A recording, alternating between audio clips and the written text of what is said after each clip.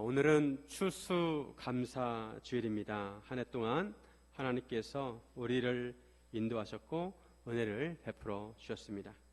감사는 어떤 행위에 대해서 고마워하는 것이고 고마운 마음을 표현하는 것입니다. 감사는 상대적입니다. 같은 행위에 대해서 어떤 사람은 진심으로 감사하는 사람이 있는가 하면 어떤 사람은 그것을 당연시 여깁니다. 물 한 잔을 주어도 어떤 사람은 감사하게 받는 사람이 있는가 하면 어떤 사람은 아주 당연한 듯이 여깁니다. 그리고 어떤 사람은 오히려 물 한 잔밖에 주지 않는다고 불평하는 사람도 있습니다. 감사는 어떤 마음을 갖느냐에 따라 달라집니다. 이런 면에서 감사는 마음의 문제입니다. 우리가 어떤 마음을 가지고 있느냐에 따라 감사할 수도 있고 불평할 수도 있습니다. 여러분은 지난 한 주 동안 어떤 마음을 가지고 사셨습니까? 성경에서는 우리에게 범사에 감사하라고 말씀합니다. 범사에 일상생활에서 감사하라고 말씀합니다. 일상생활을 하다 보면 좋은 일도 있지만 슬픈 일도 있고 괴로운 일도 있고 그저 그런 일도 있습니다. 범사에 감사라는 것은 좋은 일이 있을 때만 감사하는 것이 아니라 슬픈 일이 있어도 그저 그런 일이 있어도 감사하는 것입니다. 이런 면에서 감사는 외적인 조건도 중요하지만 우리 내적인 마음이 중요하다고 할 수가 있습니다. 어떤 사람은 아주 감사한 일인데도 감사하지 않는 사람이 있는가 하면 어떤 사람은 그렇게 감사할 일이 아닌데도 매우 감사하는 사람이 있습니다. 한 가지 주목해야 할 것은 감사는 관계 속에서 이루어진다는 것입니다. 감사는 어떤 대상에게 하는 것입니다. 그래서 감사는 일방적이어서는 안 되고 상호적이어야 합니다. 우리가 하나님께 감사를 올려드린다면 하나님께서 받으시는 감사를 올려드려야 합니다. 우리가 하나님께 받으시는 감사를 하려면 어떻게 해야 하는지 함께 나누기를 원합니다. 첫째, 감사는 하나님과의 관계를 회복하는 것입니다. 성경에 나오는 감사는 대부분은 하나님과 연관되어 있습니다. 즉 감사의 대상이 하나님이십니다. 그래서 우리가 감사하는 생활을 하려면 먼저 하나님과의 관계를 잘 맺어야 합니다. 하나님과의 관계를 회복해야 합니다. 부모와 자녀의 관계에 있어서 자녀는 부모의 은혜에 감사해야 합니다. 부모는 자녀를 낳고 양육합니다. 부모는 자녀를 사랑해주고 먹을 것을 제공해주고 건강에 자라도록 돌봐줍니다. 자녀는 항상 부모의 보살핌을 받고 보호를 받고 필요한 것들을 제공받습니다. 자녀는 혼자 크는 것이 아닙니다. 부모님이 뒷바라지를 해주었고 보살펴 주었기에 잘 성장해서 사회의 한 구성으로 살아가는 것입니다. 이런 것을 생각하면 자녀가 부모의 은혜에 감사하는 마음을 갖는 것이 당연합니다. 그래서 십계명에서도 부모를 공경하라고 말씀합니다. 이처럼 자녀가 부모에게 감사한 마음을 갖고 표현하려면 자녀가 부모와 좋은 관계를 맺어야 합니다. 그렇지 않고 부모와 관계가 틀어져 있으면 감사한 마음을 가질 수가 없고 갖더라도 그 마음이 퇴색됩니다.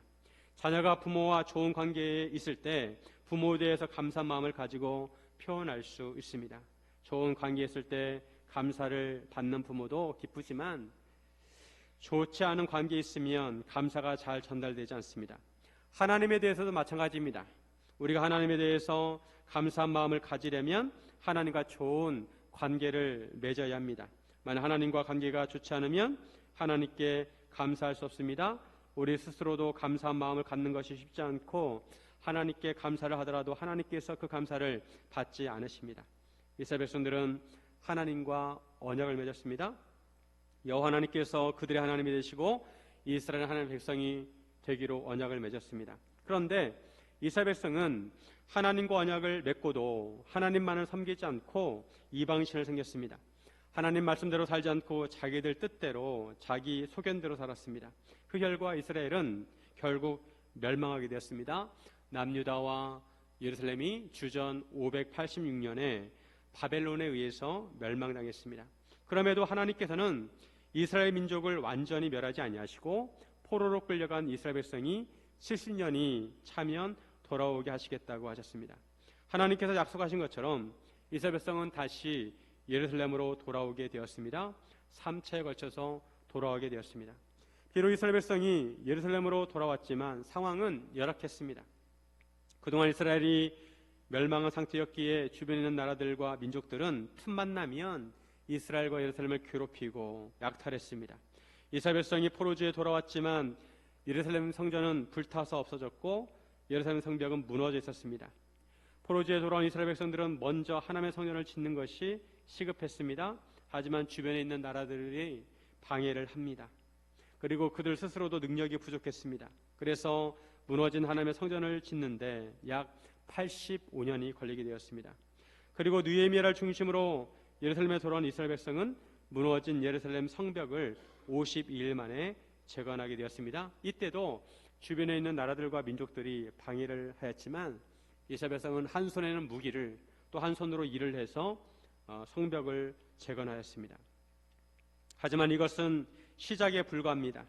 집이 무너졌을 때 집의 건물을 다시 지어야 합니다. 그리고 무너진 집을 다시 지었다고 집이 완성되는 것이 아닙니다. 그 집에 살던 가족들이 함께 모여 그 집에 살아갈 때 비로소 집이 완성이 되는 것입니다. 건물은 껍데기입니다. 중요한 것은 그 안에 사는 가족입니다. 가족이 회복되어야 집이 의미가 있습니다. 마찬가지로 예루살렘 성전과 성벽을 재건하였다고 완성된 것이 아니라 이스라엘 백성이 예루살렘에서 하나님의 백성으로 살아갈 때 비로소 이스라엘이 재건이 되는 것입니다. 이스라엘은 애초에 하나님으로부터 율법을 받았습니다. 그들은 하나님의 백성으로 하나님의 율법대로 살아야 했습니다.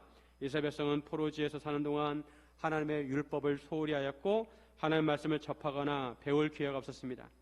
이런 이스라엘 백성들이 7째 달 초하루에 예루살렘 성 수문 앞 광장에 모였습니다. 그리고 이스라엘 백성이 학사 에스라에게 하나님의 율법책을 가져와서 읽어줄 것을 요청합니다.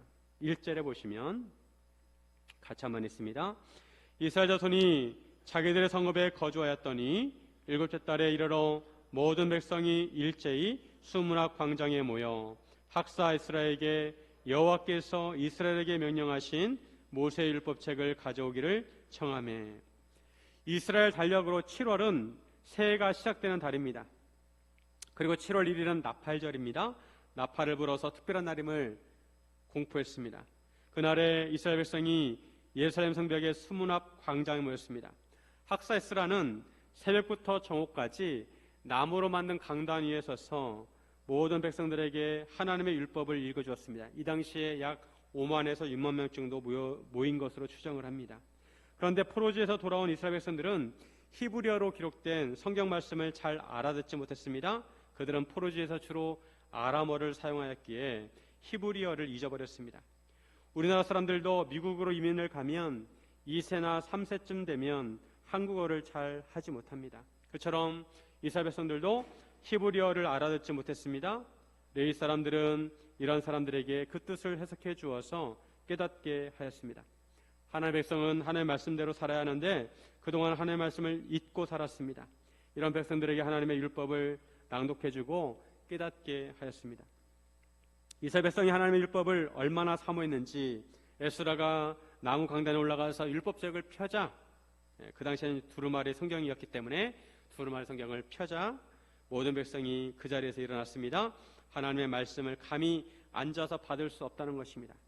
그리고 에스라가 하나님을 송축하자 모든 백성이 손을 들고 아멘 아멘 화답하고 몸을 굽혀 얼굴을 땅에 대고 하나님을 경배했습니다. 이스라엘 백성은 비로소 하나님의 백성으로 하나님의 말씀을 듣게 되었습니다. 하나님의 말씀을 통해 하나님의 뜻을 깨닫고 하나님의 뜻을 알게 되었습니다.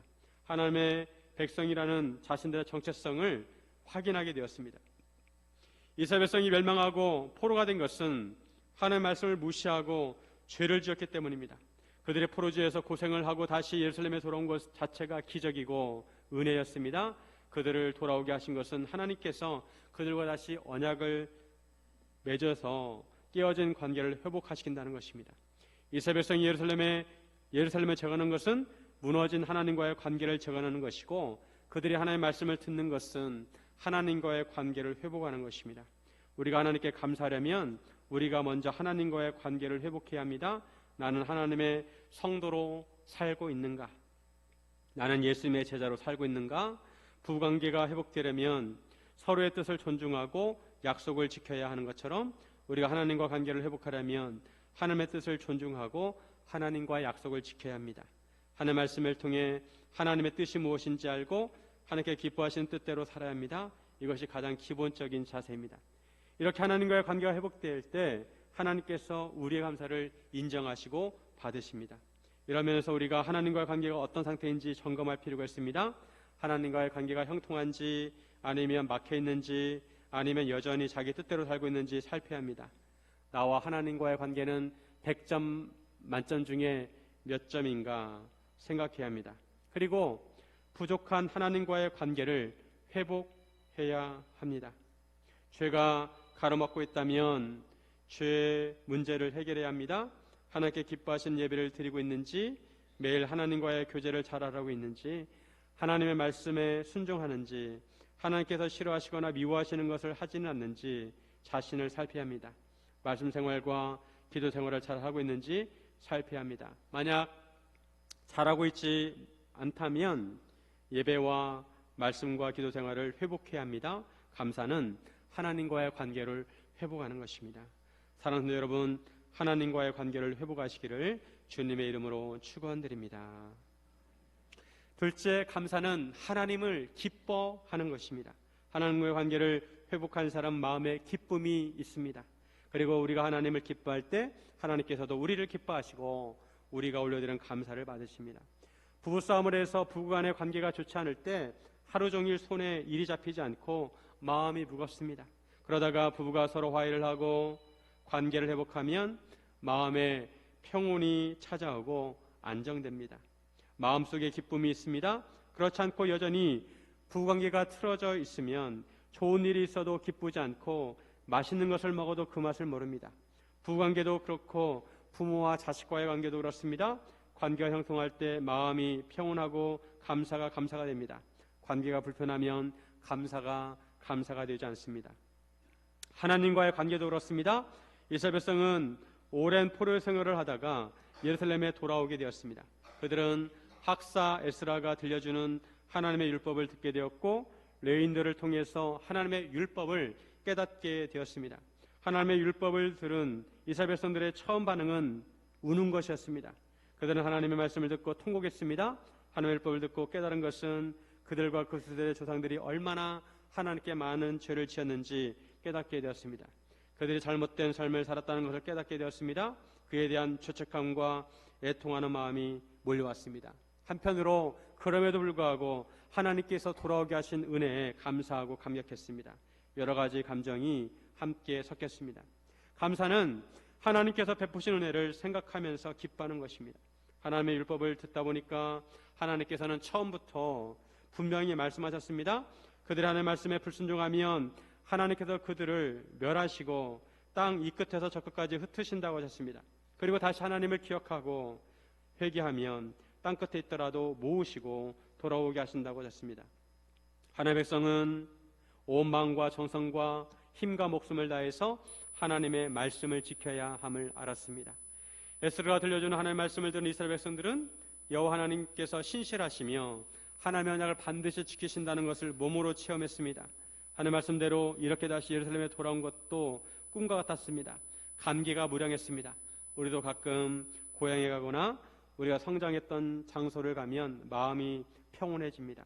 인류 역사를 보면 나라가 멸망하면 보통은 그것으로 끝이 납니다. 어떤 나라가 멸망해서 포로로 끌려갔다가 다시 돌아와서 나라를 다시 세우는 일은 극히 드문 일입니다. 일제강점기에 소련, 연해주에 살던 우리 민족이 강제로 중앙아시아로 이주되었습니다. 그 사람들은 해방 후에도 우리나라로 돌아오지 못하고 지금도 여전히 그 땅에 살고 있습니다. 한나라의 백성이 포로로 잡혀가서 돌아온다는 건 기적과 같은 일입니다. 하지만 이스라엘 백성들은 바벨론으로 끌려갔다가 다시 돌아오게 되었습니다. 이것은 제2의 출애굽이었습니다. 이리처럼 하나님의 은혜로 다시 돌아온 이스라엘 백성은 하나님의 은혜에 감사하지 아니할 수 없습니다. 하나님께서 언약을 지키시고 보잘것없는 자신들에게 은혜를 베풀어 주심에 감사했습니다. 하나님을 즐거워하고 기뻐하였습니다. 하나님의 율법을 듣고 우는 이스라엘 백성들에게 총독 느헤미야와 제사장 겸 학사 에스라와 레위 사람들은 오늘은 여호와의 성일이니 슬퍼하지 말고 울지 말라고 합니다. 오히려 기뻐하라고 말씀합니다. 10절 말씀 같이 한번 읽습니다. 느헤미야가 또 그들에게 이르기를 너희는 가서 살진 것을 먹고 단 것을 마시되 준비하지 못한 자에게는 나누어 주라. 이날은 우리 주의 성일이니 근심하지 말라. 여호와로 인하여 기뻐하는 것이 너희의 힘이니라 하라 하고, 그날은 여호와의 거룩한 날입니다. 나팔절입니다. 그러므로 근심하지 말라는 것입니다. 그날의 주인공은 하나님이십니다. 그날에 하나님 백성들이 해야 할 일은 하나님을 기뻐하는 것입니다. 근심해서는 안 됩니다. 살진 것을 먹고 단 것을 마시고 준비하지 못한 자에게 나누어 주어야 합니다. 그리고 근심하지 말라고 하면서 여호와로 인하여 기뻐하는 것이 너희의 힘이라고 말씀합니다. 여기서 힘이란 단어는 강하다, 견고하다라는 의미가 있습니다. 그리고 피난처라는 의미가 있습니다. 여호와를 기뻐하는 것이 우리의 피난처라는 것입니다. 이 세상에 어떤 일이 있어도 여호와 하나님께서 우리의 피난처가 되신다는 것입니다. 여호와 하나님께서 우주를 창조하셨고 가장 높으신 하나님께서 심판주이시고 또한 구원자 되심으로 하나님에 대해서 딴지를 걸 존재가 아무도 없습니다. 우리가 하나님의 날개 아래 피하면 아무도 우리를 건들지 못합니다. 하나님께서 우리를 보호해 주십니다. 그래서 우리는 근심할 필요가 없습니다. 하나님을 믿고 하나님과의 관계를 회복한 사람은 근심할 것이 없습니다. 그래서 여호와를 기뻐하는 것이 우리의 힘입니다. 우리가 예수님을 처음 만날 때 우리 마음에 기쁨이 있습니다. 우리가 예수님을 나의 구주로 고백하고 예수님 영접할 때 성령님께서 우리에게 기쁨을 주십니다. 저도 예수님을 인격적으로 만날 때 마음에 하나님의 사랑이 물밀듯이 밀려왔고 기쁨과 은혜가 충만하였습니다. 성령이 충만한 사람은 마음에 기쁨이 있습니다. 환경에 관계없이 성령님께서 주시는 기쁨이 있습니다. 그래서 예수님을 믿는 사람은 긍정적이어야 합니다. 낙관적이어야 합니다. 인생을 바라볼 때 긍정적인 시각으로 소망을 가지고 낙관적으로 생각해야 합니다. 비관적이어서는 안 됩니다. 사람들마다 기질이 있습니다. 요즘 젊은이들은 사람을 처음 만나면 MBTI를 따집니다. E형이냐 I형이냐. 그 전 세대는 혈액형을 따졌습니다. A형이냐 B형이냐. 그 전전 세대는 기질을 따졌습니다. 기질별로 다혈질, 우울질, 담즙질, 점액질이 있습니다. 우울질인 사람들은 기본적으로 우울 모드입니다. 걱정이 많고 근심이 많습니다. 하지만 예수님을 믿으면 낙관적이어야 합니다. 긍정적인 시각을 가져야 합니다. 하나님께서 우리의 피난처가 되시고 반석이 되시기 때문에 그렇습니다. 사무엘 하 22장 3절에 보면 내가 피할 나의 반석이 하나님이시요 나의 방패이시요 나의 구원의 뿌리시요 나의 높은 망대시요 그에게 피할 나의 피난처시요 나의 구원자시라. 나를 폭력에서 구원하셨도다. 고난과 위험을 많이 당한 다윗이 고백한 말씀입니다. 하나님은 우리의 반석이 되시고 방패가 되시고 피난처이시고 구원자이십니다. 우리가 예수님을 믿으면 인생을 긍정적으로 낙관적으로 보아야 합니다. 우리는 죽어도 천국에 갑니다. 그리고 인생을 살아갈 때 예수 하나님께서 우리의 보호자가 되시고 피난처가 되십니다. 이처럼 우리가 하나님을 의지하고 기뻐하면 그 자체가 우리가 살아가는 힘이 된다는 것입니다. 하나님을 기뻐하는 것 자체가 우리의 믿음이 되고 우리의 소망이 됩니다. 우리의 힘이 되고 우리의 피난처가 됩니다. 우리가 하나님을 기뻐하면 하나님께서 우리를 기뻐하십니다. 우리가 진정으로 하나님께 감사하다면 기쁨을 회복해야 합니다. 여호와로 인하여 기뻐해야 합니다. 우리를 기쁘시게 하기 위해서 하나님께서 우리를 구원하셨습니다. 하박국 3장 17절과 18절에 보면 비록 무화과나무가 무성하지 못하며 포도나무에 열매가 없으며 감람나무에 소출이 없으며 밭에 먹을 것이 없으며 우리의 양이 없으며 외양간에 소가 없을지라도 나는 여호와로 말미암아 즐거워하며 나의 구원의 하나님으로 말미암아 기뻐하리로다. 아멘. 이 세상에 살다 보면 근심할 일들이 참 많습니다. 쌀독에 쌀이 떨어지고 일을 해도 소득이 늘지 않고 소망이 보이지 않습니다. 때로는 병마로 몸이 아프기도 합니다. 그럼에도 우리는 여호와로 인하여 기뻐해야 합니다. 결국 하나님께서 우리와 함께 하시고 우리를 인도하시고 우리를 구원하시기 때문입니다. 하나님을 온전히 믿는 자는 기뻐할 수 있습니다. 사랑하는 성도 여러분, 기쁨을 회복하시기를 주님의 이름으로 축원드립니다. 셋째, 감사는 행하는 것입니다. 하나님께 감사하다면 하나님 말씀에 순종해야 하고 실천해야 합니다. 진정 감사는 입으로만 하는 것이 아니라 행동으로 해야 합니다. 오늘 본문에 여호와로 인하여 기뻐할 때에 준비하지 못한 자들에게 먹을 것과 마실 것을 나누어 주라고 합니다. 모든 백성이 이 말씀에 순종해서 함께 먹고 마시고 다른 사람들에게 나누어 주고 함께 크게 즐거워했습니다. 하나님께서는 항상 가난한 자들 그리고 과부와 고아와 나그네를 돕고 섬기도록 하셨습니다. 주사할 때도 남김없이 하는 것이 아니라 한쪽 귀퉁이를 남겨두어서 과부와 나그네와 고아들이 그것을 양식으로 삼게 하셨습니다. 초대교회에서도 많은 사람들이 예수를 믿고 나서 자기의 소유를 팔아 가난한 사람들과 그것을 나누었습니다. 사도행전 2장 44절과 45절에 보면 믿는 사람이 다 함께 있어 모든 물건을 서로 통용하고 또 재산과 소유를 팔아 각 사람의 필요를 따라 나눠주며, 예수를 믿고 하나님으로부터 은혜를 받은 사람은 하나님의 은혜에 감사하고 감사한 마음만 가지고 있는 것이 아니라 그 마음을 행동으로 옮겼습니다. 사람들에게 은혜를 입은 사람이 있으면 그 사람을 기억하고 그 사람에게 선물을 합니다. 하나님의 은혜를 입고 하나님께 감사를 올려드리는 사람은 하나님의 마음을 가지고 이웃을 사랑하고 섬기게 되었습니다. 자기 것을 나눠줄 때 오히려 그것을 기쁨으로 여깁니다. 그렇게 섬기면 섬길수록 기쁨이 배가 되고 은혜를 나누게 됩니다. 감사는 감사로 끝나서는 안 되고 순종과 섬김이 따라야 합니다. 하나님의 은혜에 감사하다면 하나님의 말씀에 순종하고 섬겨야 합니다. 수문학 광장에 모이는 하나님의 백성들은 그날 하나님의 율법을 듣고 하나님의 말씀에 갈급해했습니다. 그리고 그 이튿날 백성의 지도자들과 제사장들과 레위 사람들은 하나님의 율법을 밝히 알고자 하여 학사에스라에게 모였습니다. 하나님의 율법을 보니까 일곱째 달 절기에 초막에 거하라는 말씀이 있었습니다. 7월에는 중요한 절기들이 있었는데 7월 1일은 나팔절이고 7월 10일은 대속제일이고 7월 15일부터 일주일 동안 초막절을 지내었습니다. 초막절은 하나님께서 출애굽한 이스라엘 백성들을 광야에서 돌보시고 인도하시는 것을 기념하는 절기입니다. 하나님께서 이스라엘 백성을 출애굽시키셔서 광야에서 40년 동안 돌봐주셨습니다. 먹을 것을 구할 수 없는 광야에서 매일 만나를 내려주시고 메추라기를 보내주셨습니다. 반석에서 물이 나게 하셨습니다. 이런 하나님의 인도하심과 돌보심을 잊지 말라고 기억하라고 초막절을 지키도록 하셨습니다. 초막절이 되면 산에 가서 감람나무와 들감람나무와 화석류나무와 종려나무의 가지를 꺾어가지고 지붕 위에, 이스라엘의 집은 지붕이 평평합니다. 지붕 위에 그리고 뜰에 또 마당에다가 초막을 짓고 거기에서 일주일 동안 생활을 했습니다. 그러면서 하나님의 구원하심과 인도하심을 기억했습니다. 요즘도 이스라엘에서는 초막절을 지내고 있습니다.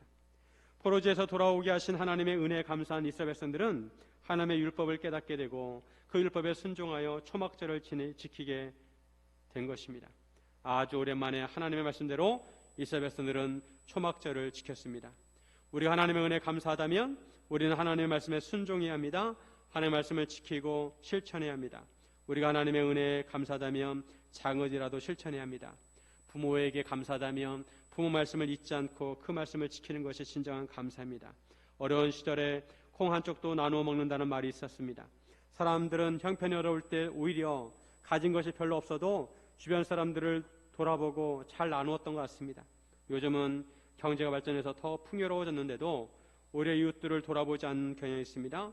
점점 개인주의가 되어서 사람들이 도시에 몰려 살아도 옆집에 누가 사는지 잘 알지 못하고 사람들이 고독합니다. 또 생활 패턴이 다르기 때문에 서로 만날 기회도 잘 없습니다. 이런 시대의 성도들은 하나님의 말씀을 따라 나눔을 실천하고 이웃을 섬기는 삶을 살아야 합니다.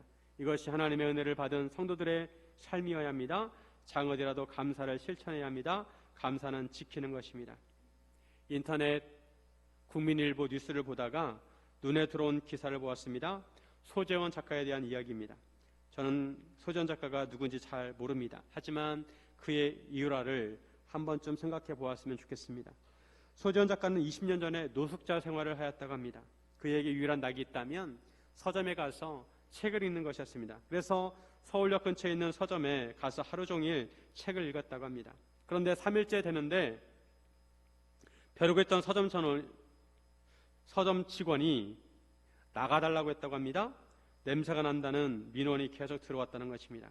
그 말을 듣는 순간 얼굴이 붉어지면서 서점을 쫓기듯이 나갔다고 합니다. 그런데 그때 누군가 자기 뒤에서 자기를 불렀다고 합니다. 다른 서점 직원이 그에게 책을 주면서 그 책만 읽는 것을 보았다고 하면서 그 책을 마저 읽으라고 선물로 주었다고 합니다. 가난한 환경 탓에 생일날에도 선물 한번 받아보지 못한 자기에게 처음으로 선물을 해주었고 친절이라는 감정을 알게 해줬다고 합니다. 그때 자기 작품을 자기가 책을 쓰면 꼭 선물을 드리고 싶다고 말했다고 합니다. 그 덕분에 그는 괜찮은 작가가 되었다고 합니다. 고비고비가 있을 때마다 그때 일을 생각하면서 이겨냈다고 합니다. 20년이 지났지만 고마운 마음을 전하고 싶고 또 찾아서 인사드리고 싶다는 말을 SNS에 올렸다고 합니다. 한 사람의 작은 친절이 한 사람의 인생을 바꿔놓을 수가 있습니다. 이런 친절과 섬김이 우리가 사는 세상을 따뜻하게 만들고 사람들에게 선한 영향을 미칠 수 있습니다. 우리가 하나님의 은혜를 받아 감사하다면 우리는 그 감사를 작은 것이라도 실천해야 합니다. 우리의 내면을 들여다보면 평소에 감사보다는 불평과 불만 아니면 원만한 마음이 자리 잡고 있을 때가 있습니다. 풍족한 삶을 살아도 감사가 아니고 기쁨이 없습니다. 그 원인 중에 하나가 바로 비교의식입니다. 인스타그램이나 유튜브에 올라오는 것을 보면 나만 빼고 다 좋은 카페에 가고 맛있는 음식을 먹고 해외여행을 다니는 것처럼 느껴집니다. 사람들은 특별한 것을 올립니다. 일상적인 것은 잘 올리지 않습니다. 그러다 보니 우리 눈에 보이기에 우리의 삶은 아무 일도 일어나지 않는데 다른 사람들은 특별한 삶을 사는 것처럼 느껴집니다. 하지만 그것은 착각입니다. 아무리 재산이 많고 부자처럼 보여도 마음이 공허한 사람들이 많습니다. 왜 그럴까요? 그들의 마음에 하나님께서 계시지 않기 때문에 그렇습니다. 하나님으로 마음이 채워지면 삶이 공허하지 않습니다. 우리를 행복하게 하는 것은 물질이 아닙니다. 그래서 우리는 다른 사람을 바라보아서는 안 되고 하나님을 바라보아야 합니다. 하나님으로 우리의 마음을 채워야 합니다. 그럴 때 감사하게 되고 진정한 행복을 느낄 수가 있습니다. 우리는 비교의식을 버리고 하나님만 바라보아야 합니다. 그리고 하나님께서 나에게 베푸신 은혜를 생각해야 합니다. 올 한 해 동안 하나님께서 어떤 은혜를 베풀어 주셨는지 생각해야 합니다. 한 해 동안 살면서 내가 어떤 어려움을 만나게 되었고 그때마다 하나님께서 어떻게 인도해 주셨는지 생각해 보시기 바랍니다. 우리가 벌써 잊었을지 모르지만 하나님께서는 우리가 어려움을 만날 때 그때그때마다 피할 길을 주시고 작은 것에도 은혜를 베풀어 주셨습니다. 그래서 우리는 하나님의 은혜를 기록해야 합니다. 감사 제목을 기록해야 합니다. 그렇지 않으면 금방 잊어버립니다. 우리가 올해 누구를 만났는지, 문제를 할 때 어떻게 해결했는지, 그리고 뜻하지 않은 새로운 일을 만나거나 새로운 길을 열렸을 때 그때 어땠는지 기록해야 합니다. 우리는 다른 사람과 비교해서 안 되고 근본적으로 우리 자신을 생각해야 합니다. 우리는 태어날 때 빈손으로 태어났습니다. 그런데 하나님께서는 우리에게 생명을 주시고 우리의 빈손을 채워주셨습니다. 빈손뿐만 아니라 우리의 빈 마음도 채워주셨습니다. 그래서 우리는 하나님께 근본적인 감사를 드려야 합니다. 우리가 살아가는 그 자체가 감사이고 가족을 주신 것도 감사하고 건강을 주신 것도 감사하고 걸을 수 있는 것도 감사하고 평안한 마음을 주신 것도 감사합니다. 하루 세 끼 먹는 것도 감사하고 안 먹는 것도 감사합니다. 옛날 어른들은 밥 세 끼 먹으면 됐지 뭘 바라나 라고 하셨습니다. 우리 하나님께 근본적인 감사와 함께 절대 감사를 드려야 합니다. 우리에게 예수님을 보내주셔서 믿게 하신 것도 감사하고 우리를 구원하시고 영생을 주신 것도 감사하고 우리가 죽음을 극복하고 천국 소망을 가지게 하신 것도 감사합니다. 우리 하나님의 은혜를 하나하나 헤아리며 하나님께 감사하다고 고백해야 합니다. 그리고 그 감사를 작은 것이라도 실천해야 합니다. 사랑하는 성도 여러분, 지난 한 주 동안 어떤 마음을 가지고 사셨습니까?